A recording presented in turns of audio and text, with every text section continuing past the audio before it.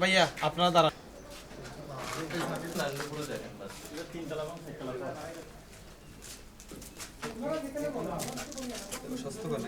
রমজান উপলক্ষে কিছু অসাধু ব্যবসায়ী ভেজাল এবং নকল খাদ্যপণ্য তৈরি করছেন, যার গুণগত মান নেই, বিএসটিআই অনুমোদন নেই এবং যে খাদ্যগুলো মানুষের শরীরের স্বাস্থ্যের জন্য অত্যন্ত ক্ষতিকারক।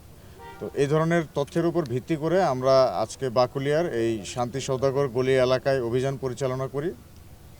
এখানে আমরা মোট 3টি এই ধরনের ফ্যাক্টরি খুঁজে পেয়েছি, যে ফ্যাক্টরিগুলোতে সরকারি কোনো অনুমোদন নেই, বিএসটিআই এর কোনো অনুমোদন নেই এবং তাদের যে খাদ্যের যে কোয়ালিটি, এই কোয়ালিটি মেনটেনেন্স করা হচ্ছে কিনা এই ধরনের পরীক্ষা করার কোনো মেশিন তাদের কাছে নেই, কিংবা সরকারি কোনো প্রতিষ্ঠান থেকে তারা এটার গুণগত মান পরীক্ষাও করে নিয়ে আসেনি এবং তারা নিজেরা বিএসটিআই এর সিলটাকেও নকল করে নিয়েছে।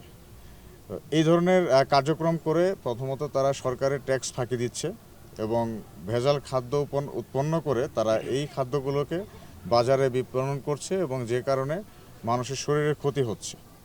তো আমাদের মূল উদ্দেশ্য ছিল এই ধরনের অসাধু ব্যবসায়ীদেরকে খুঁজে বের করা এবং তাদের শাস্তির আওতায় আনা।